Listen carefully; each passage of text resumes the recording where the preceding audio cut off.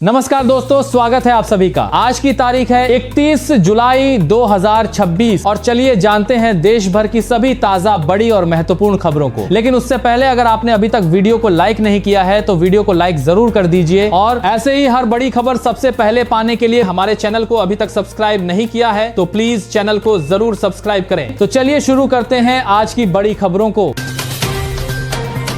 मध्य प्रदेश के किसानों के लिए बड़ी राहत की खबर है। सरकार ने एमएसपी पर मूंग खरीद की सीमा 25% से बढ़ाकर 60% कर दी है। साथ ही खाद वितरण के लिए लागू ई टोकन व्यवस्था फिलहाल स्थगित कर दी गई है। इसके अलावा मूंग खरीद के लिए स्लॉट बुकिंग की अंतिम तारीख 10 अगस्त और खरीद की अंतिम तारीख 20 अगस्त कर दी गई है। सरकार की ओर से ये मांगे मानने के बाद किसानों ने अपना आंदोलन वापस लेने का ऐलान कर दिया है। 15 अगस्त के बाद बेंगलुरु में स्विगी और जोमैटो से खाना मंगाना मुश्किल हो सकता है। शहर के होटल और रेस्टोरेंट संगठनों ने चेतावनी दी है कि अगर उनकी मांगे नहीं मानी गईं, तो वे 15 अगस्त के बाद दोनों प्लेटफॉर्म का बहिष्कार करेंगे। रेस्टोरेंट मालिकों का आरोप है कि ज्यादा कमीशन, भारी डिस्काउंट का दबाव और कई तरह की कटौतियों से उनका कारोबार प्रभावित हो रहा है। उन्होंने कंपनियों से पारदर्शी शुल्क और लिखित समाधान की मांग की है।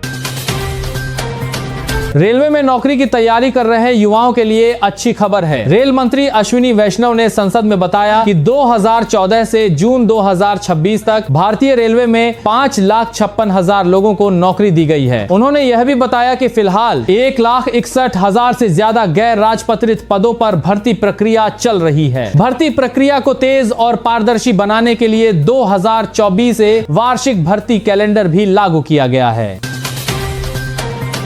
गुजरात में बारिश को लेकर बड़ा अलर्ट जारी किया गया है। मौसम विभाग के अनुसार आज यानी 31 जुलाई को राज्य के कई जिलों में भारी से बहुत भारी बारिश हो सकती है और 60 किलोमीटर प्रति घंटे तक की रफ्तार से तेज हवाएं चलने की संभावना है। खराब मौसम को देखते हुए अहमदाबाद, वडोदरा, आणंद और खेड़ा में आज स्कूल और कॉलेज बंद रखे गए हैं। प्रशासन ने लोगों से बेवजह घर से बाहर न निकलने और मौसम विभाग की सलाह का पालन करने की अपील की है।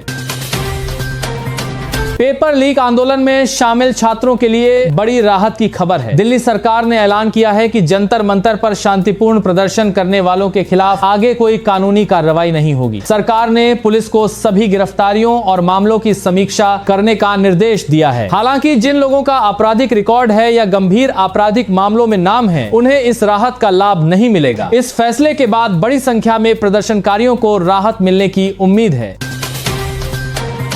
जंतर मंतर प्रदर्शन में घायल छात्रों को लेकर सुप्रीम कोर्ट ने बड़ा आदेश दिया है। अदालत ने दिल्ली सरकार को पैलेट गन के छर्रों से घायल सभी छात्रों का पूरा इलाज सुनिश्चित करने का निर्देश दिया ताकि किसी भी छात्र को इलाज में परेशानी न हो। साथ ही कोर्ट ने कहा कि पैलेट गन का इस्तेमाल केवल असाधारण परिस्थितियों में ही किया जाना चाहिए और इसके इस्तेमाल का पूरा रिकॉर्ड भी सुरक्षित रखा जाए। यह मामला 20 जुलाई को पेपर लीक के खिलाफ संसद मार्च के दौरान घायल हुए छात्रों से जुड़ा है। वंदे मातरम बिल अब संसद के दोनों सदनों से पास हो गया है। राज्यसभा के बाद लोकसभा ने राष्ट्रीय सम्मान अपमान निवारण संशोधन विधेयक 2026 को मंजूरी दे दी है। विपक्ष के हंगामे के बीच पारित हुए इस विधेयक को अब राष्ट्रपति की मंजूरी के लिए भेजा जाएगा। नए कानून के लागू होने के बाद वंदे मातरम का अपमान करने या इसके गायन में जानबूझकर बाधा डालने पर 3 साल तक की जेल, जुर्माना या दोनों की सजा हो सकेगी। एंटी पेपर लीक बिल पर चर्चा के दौरान राज्यसभा में मल्लिकार्जुन खड़गे ने केंद्र सरकार पर तीखा हमला बोला है। उन्होंने कहा कि पेपर चुराने वाले बचते रहे, मेहनत करने वाले पिटते रहे। खड़गे ने आरोप लगाया कि सरकार पेपर लीक रोकने में नाकाम रही और कहा कि 152 परीक्षाओं के पेपर लीक हुए लेकिन दोषियों को सजा नहीं मिली। उन्होंने गृह मंत्री अमित शाह से सदन में जवाब देने की मांग की और प्रधानमंत्री नरेंद्र मोदी की चुप्पी पर भी सवाल उठाए। इसके बाद सदन में सत्ता पक्ष और विपक्ष के बीच तीखी नोकझोंक शुरू हो गई।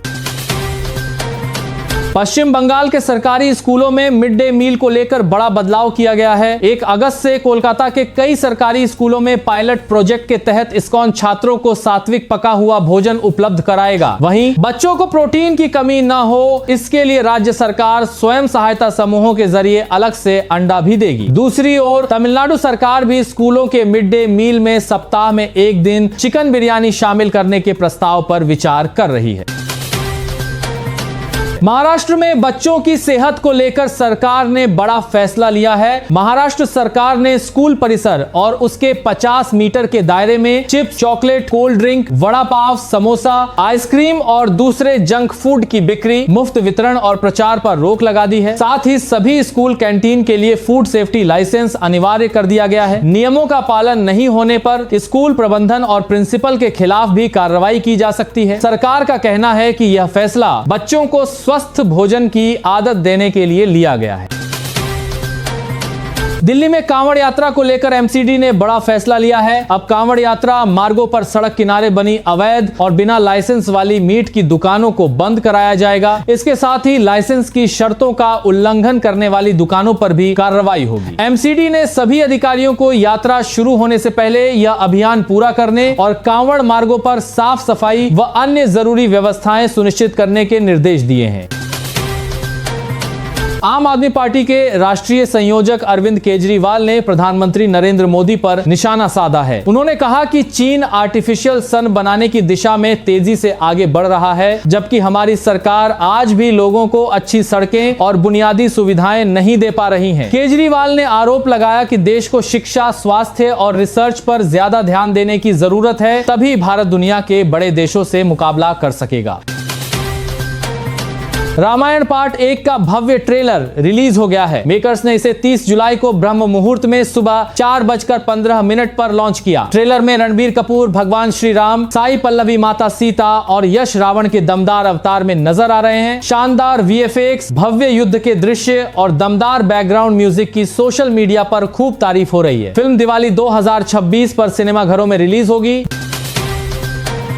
भारतीय हॉकी टीम की नई जर्सी को लेकर विवाद शुरू हो गया है। 2026 FIH हॉकी वर्ल्ड कप के लिए हॉकी इंडिया ने टीम की पारंपरिक नीली जर्सी की जगह भगवा रंग की जर्सी पेश की है। इस फैसले पर पूर्व भारतीय कप्तान वीरेंद्र रासक्विन्हा ने सवाल उठाते हुए कहा कि भारतीय हॉकी की पहचान हमेशा नीली जर्सी रही है, ऐसे में उसका रंग बदलने का क्या तर्क है। हालांकि हॉकी इंडिया का कहना है कि यह बदलाव मैदान पर खिलाड़ियों की बेहतर दृश्यता के लिए किया गया है।